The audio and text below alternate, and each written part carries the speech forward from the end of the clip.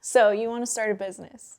Cool. Well, I just started mine about 4 months ago, and here's some of the things that I learned along the way. So the first step is research. Research is super important because, you need to figure out what you're going to be selling. And you also need to figure out how you're going to make the product that you're going to give to your customers. So there's different options. You can drop ship, you can make the product yourself. So those are things you need to figure out on how much they cost. Are you even going to make a profit? Keep that in mind because you don't want to spend so much money on having someone else make the product for you and then you lose all of these profits. So for us in my business, we actually make all of our products ourselves because we make the most money that way. But for you, it might be better to drop ship. So those are things that you need to research. Also, if you're not sure what you're going to be selling, you can check out the marketplace like Etsy or Amazon, see what other people are making and selling. That's just to give you a little idea of where to start. So next thing would be to come up with a brand name or a company name. Think of something that's super catchy or original, something that someone's gonna remember you by and be like, oh yeah, that's Wicked Rebels. They're super awesome. I remember them. So think of that. Once you have your name, you're going to try to figure out if your website domain is even available to begin with. You don't want to put all this effort into making your brand and then figure out that it's taken by somebody else. So I'll list some resources below on how to figure out if your domain is available to claim. And of course, the government is going to want some part of your profits. So that means you're going to have to apply for an employer identification number, also known as an EIN. I'll link below. What? I'll link below. Bro, what are you talking I'll link about, below how to get that. Sorry, I can't talk. The next step would be selling platforms. So depending on what you want to sell, you have different options, but my recommendation would be to start with Etsy. And the reason why is because Etsy is super user-friendly. The only bad thing about Etsy is that there are a lot of seller fees, so you got to keep that in mind. My recommendation on top of that would be to not only just rely on Etsy, but use your website like Shopify as your main source of, customers coming in. That way you don't have to worry too much about your Etsy fees, eating up your what's the word? Your profits. There you go. Sorry. Eating up your profits. But, after Shopify, you can dive into Amazon or, other marketplaces like that. But if you can handle those, then you can definitely figure out Instagram Shop because Instagram Shop is just a little bit tricky. But it's also worth it. You want to take advantage of all of these platforms and it doesn't hurt to put, everything on there because the more people that see your stuff in these different platforms, the more sales that you can get. So the next thing would be dropping a collection. So once you have your selling platform figured out, you want to think about what products you're going to be releasing together. Now, if you only have one invention or one product that that's it, then fine, just post that one. But try to aim for having at least 5 things to release at once. That way people get more excited. There's more options to choose from.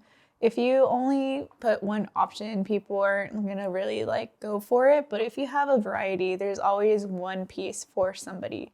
Chances are that a bigger audience is going to like one of those 5 things versus just that one thing.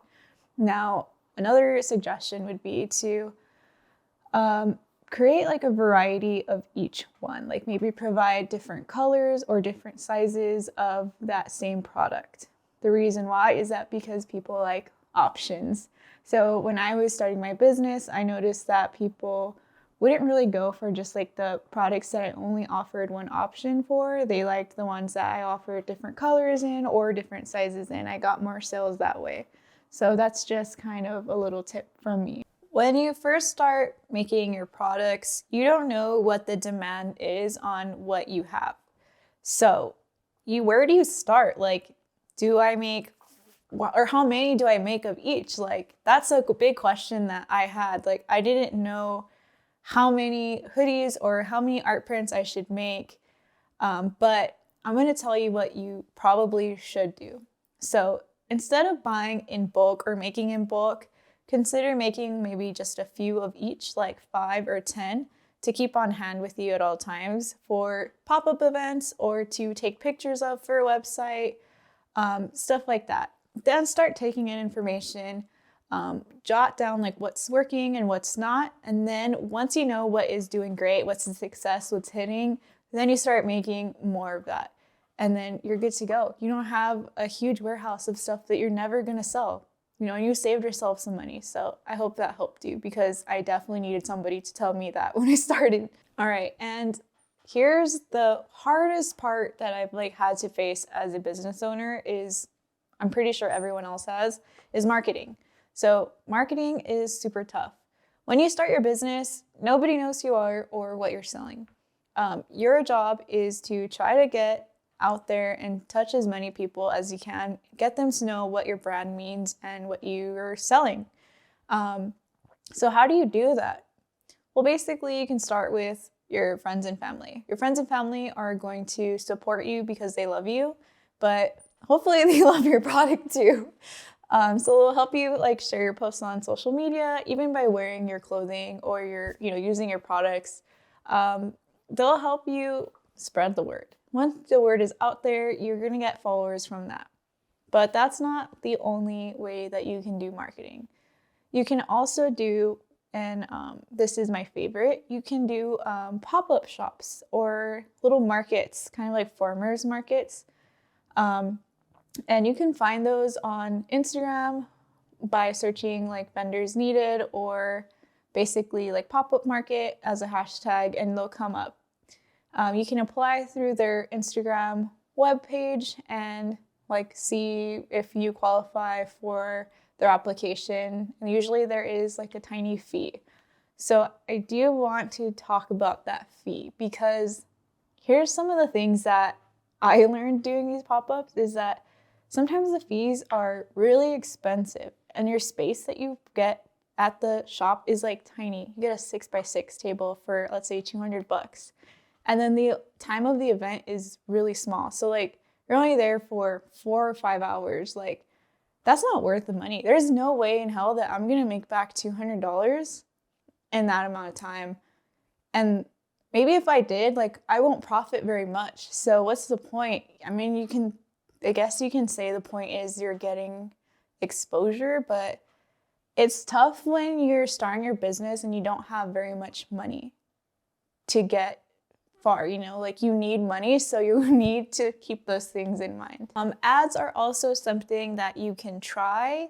I personally haven't had very much success. I've tried running ads on, my Instagram shop and my Etsy shop. The only time that I actually did see some more traffic was during the holiday season, but that could have just been because people were looking for gifts in general. So there's no way for me to really know for sure if it was the ads that helped or if it was just because of Christmas.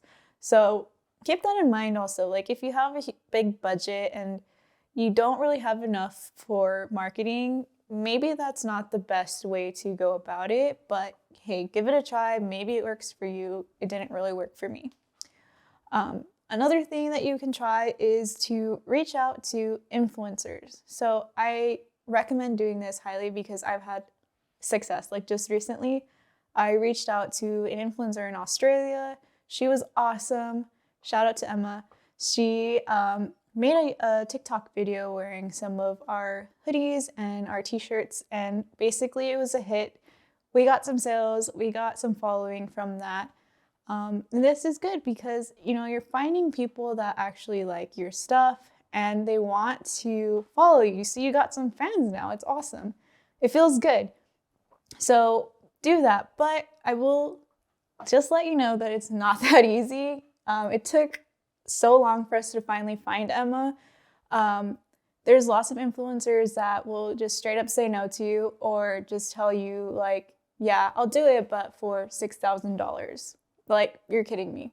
I don't have $6,000. That's why I'm reaching out to you, because I need your help.